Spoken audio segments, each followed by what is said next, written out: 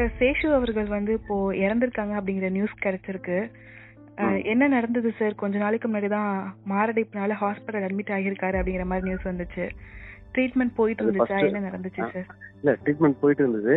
அதுக்கப்புறம் வந்து ஒரு இருந்தாலும் வந்து ஒரு வென்டிலேட்டர் தான் வச்சிருந்தாங்க. ஒரு அடைப்பு வந்து பிளாக் வந்து 3 இடத்துல இருக்குன்ற மாதிரி சொல்லியிருந்தாங்க. அதுக்கப்புறம் வந்து ஒரு 24 மணி நேரத்துக்குள்ள நாங்க சொல்லிடுவோம் என்ன இதுன்னு சொல்றோம் அப்படின்னாங்க. அப்புறம் ஒரு 2 நாள் கழிச்சு மறுபடியும் என்ன ஆச்சுன்னா, லங்ஸ்ல தண்ணி போயிட்டு இருக்கு. இப்ப இது இம்பார்ட்டன்ட் கிடையாது. ஹார்ட் ப்ராப்ளம் தாண்டி லங்ஸ்ல ஃபுல்லா தண்ணி இதுவாயிட்டு இருக்கு, தண்ணி போயிட்டு இருக்கு.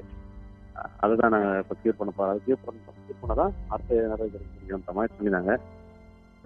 அதுக்கப்புறம் அப்படியே கொஞ்சம் அந்த ட்ரீட்மெண்ட் தான் போயிட்டு இருந்தது. இப்போ இதுவாயிட்டாரு. இப்போ இறப்புக்கு காரணம் வந்து மாரடைப்பு மட்டும் இல்லாம அவரோட நுரையீரலுமே பாதிப்பு ஏற்பட்டிருக்கா சார்? ஆமாமா ஆமா, அப்படிதான் சொன்னாங்க. Okay sir. அந்த நேரத்துல வந்து அவருக்கு ஃபண்ட் தேவைப்படுது. அது வந்து ஃபண்ட் ரைஸ் பண்றதுக்காக எல்லாருமே ஹெல்ப் பண்ணிட்டாங்க. ஏன்னா அவங்க அப்பாவுக்கு ப்ராப்ளம் இருந்தது. அவங்க அப்பா இல்லை இப்போ. அவங்க அப்பாவுக்கே வந்துட்டு 7 லட்சம் ரூபாய் கிட்ட செலவு பண்ணாரு. அவர் வந்து பெரிய ஆர்டிஸ்டும், அதாவது பெருசா சம்பாதிக்கல. அவர் சம்பாதிக்கல. அவர் சம்பாதிச்சு நிறைய பேருக்கு உதவி பண்ணாரு. சின்ன சின்ன ஆர்டிஸ்டுங்க எல்லாருக்குமே அவர் என்ன பண்ணுவாருன்னா, அவங்களுக்காகவே போயிட்டு நிறைய ப்ரோக்ராம்ல வந்து 2000 3000 அந்த மாதிரிலாம் அவங்களுக்கு 2000 ஸ்டார்ட் பண்றதுனாலயே இவரு கம்மியா வாங்கிட்டு போய் அவங்களுக்கு கொடுப்பாரு. அந்த மாதிரி நிறைய வந்து அவர் சேஃப்டியே பண்ணல அவரு. அதுவே ஒரு கஷ்டம். அப்பாவுக்கு செலவு பண்ண அந்த 7 lakhs ஒரு பெரிய விஷயம். இப்ப இதுக்கும் ஏகப்பட்ட விஷயம் செலவாயிடுச்சு. 2வது கொரோனா அப்போ சரி, இல்ல நானும் அவர் கூட போய் உதவி பண்ணும் போதெல்லாம் எதுனா ஒண்ணா அவருக்கு இதுக்கு காசுக்கோ உதவிக்கோ கேட்டது கிடையாது. அவருக்கு வந்து இந்த மாதிரி இந்த பசங்க புக் இல்லாம இருக்கு, இவங்க பேக் இல்லாம இருக்கு, இந்த இடத்துல அரிசி இல்ல, பருப்புல இந்த ஃபேமிலி கஷ்டப்படுறாங்க, அவர் போன் கால் வந்தாலும் இதான் வரும் தவிர என்னைக்கும் ஒரு நாள் கூட எனக்கு கஷ்டமா இருக்கு, எனக்கு காசு இருந்தா கொடுங்க, இந்த மாதிரி ஹாஸ்பிட்டலுக்கு சொன்னா இது வரைக்கும் அவரு கேட்டு கிடையாது. மற்றவங்களுக்காக தான் அவரு இது வரைக்கும் அவரு கஷ்டப்பட்டிருக்காரு உண்மையாவே. Okay sir. இப்போ இறப்புக்கு முன்னாடி வரைக்கும் அவருக்கு ட்ரீட்மெண்ட்டுக்கான ஃபண்ட் கரெக்டா எல்லாருமே கிடைச்சதா சார்? அதனால எதுவும் பாதிப்பு ஏற்பட்டுச்சா சார் அவருக்கு? அதனால பாதிப்பு எதுவுமேதான் அப்படிதான் சொல்ல முடியுமா. ஆனா வந்துட்டு எல்லாருக்குமே ஒரு உதவி பண்ண ஒரு ஆளு.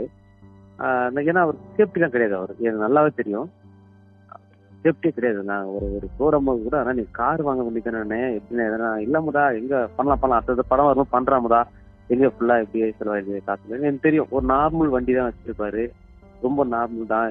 எனக்கு தெரியும், நான் பாத்தலாம்தா கடவுள் இருக்கிறான், நம்ம எல்லாரும் பண்றோம், கடவுள் பண்ணோம் அவரு அப்படி சொல்லிட்டு. இப்போ சந்தானம் படம் பண்ணும் போதெல்லாம் வந்துட்டு பாத்தீங்கன்னா அவ்வளோ ஹாப்பியா இருந்தாரு. ஏன்னா நான் சூப்பரா பண்ணிட்டேன், இந்த படத்துக்கு அப்புறம் நிறைய படம் கமிட் ஆயிருக்காரு. இப்போ நிறைய படம் கமிட் ஆயிருக்காரு. வாழ்க்கையில வந்து இப்பதான் நான் அடிக்கிறேன், இப்பதான் அடிக்க போறேன், எல்லாத்தையும் வேற லெவல்ல பண்ண போறேன், இவ்வளவு படம் இதாயிருக்கு அப்படி சொல்லிட்டு அவ்வளோ ஒரு ஹாப்பியா இருக்கு. சந்தானம் சார் கால் பண்ணி எதுவும் பேசினாங்களா சார்? அவங்க தரப்புல இருந்து எதுவும் சொன்னாங்களா? தெரியலங்க. அது அவங்க அப்ப நம்ம அதெல்லாம் கேட்டுக்கல. ஏன்னா அது அவங்க பையனுக்கு தான் தெரியும், அது நமக்கு தெரியல. Okay sir. சாருக்கு மாரடைப்பு வரதுக்கு கொஞ்ச நாளைக்கு முன்னாடி தான் விஜய் டிவில கூட ஒரு ஷோ பண்ணிருக்காங்க, லொல்லு சபா. அந்த கஷ்டம் அது கூட அவ்வளோ ஒரு ஜாலியா ஆக்டிவா இருந்திருப்பாரு. ரொம்ப ஆக்டிவா இருந்திருப்பாரு. எல்லாரும் பயங்கரமா சிரிக்க வச்சாரு. எல்லாரும் கேட்டாங்க, என்னையா இருந்தாலும் இப்போ இவ்வளவு ஆக்டிவா இருக்கா போல. நாங்க இருந்ததுலயே அவ்வளோ ஜீவா பிரதர்லாம் வந்து சொன்ன எனக்கு அங்க அந்த ஷோ முடிச்சதே அமுதா அந்த கஷ்டம் வந்துருக்குற அமுதா சூப்பா சேது செம்மையா பண்ணிட்டாருயா, செம்ம ஜாலியா பண்ணாரு. எல்லாரும் கூப்பிட்டு அவ்வளோ பெருசா பாராட்டினாங்க, ரொம்ப நல்லா பண்ணியிருந்தாரு அப்படின்னாங்க. நான் கூட அச்சேன் என்ன செம்மையா பண்ணிட்டேன் நானு. அம்மா அமுதா அம்மா ஒரு கலை கலக்கிட்டேன் வந்தோடனே எனக்கு சொல்ல முதா. சரிண்ணா நான் எப்பவுமே வந்து எங்க ஒரு ப்ரோக்ராம் போனாலும் கூட நாங்க எப்பவுமே எல்லா ஷோலையும் இது பண்ணி போயிருக்கோம். முதா அன்னைக்கு வந்து பண்ணி கொடு, நீ தான் பண்ணுவா சொல்லிட்டு அவ்வளோ ஒரு இது பாரு. ஐயோ எப்படி சொல்றது. Okay sir. இப்போ ஹாஸ்பிட்டல் அட்மிட் பண்ணதுக்கு அப்புறமா நீங்க போய் அவரை போய் பாத்தீங்களா? அவர் எதுவும் பேசினாரா சார்? நான் இல்லைங்க, அவருக்கு பார்க்கலாம் முடியாதுங்க. அவர் கண்ணெல்லாம் அவருக்கு திறக்கல. அவரு அப்படியே ஒரு இதுலதான் வச்சிருந்தாங்க, வெஞ்சட்டரை வச்சுட்டு இப்படிதான் கொஞ்சம் சீரியஸ் கண்டிஷன். அந்த அவர் பேசுற மாதிரி அந்த மாதிரிலாம் கிடையாது. ஃபர்ஸ்ட் 2 நாள் 3 நாளுக்கு அப்படிதான் இருந்தாரு. அந்த டைம்ல நான் அப்படி வெளியே அனுப்பி தவிர அவரை பார்க்கலாம் முடியாது, அலோவ் பண்ணல.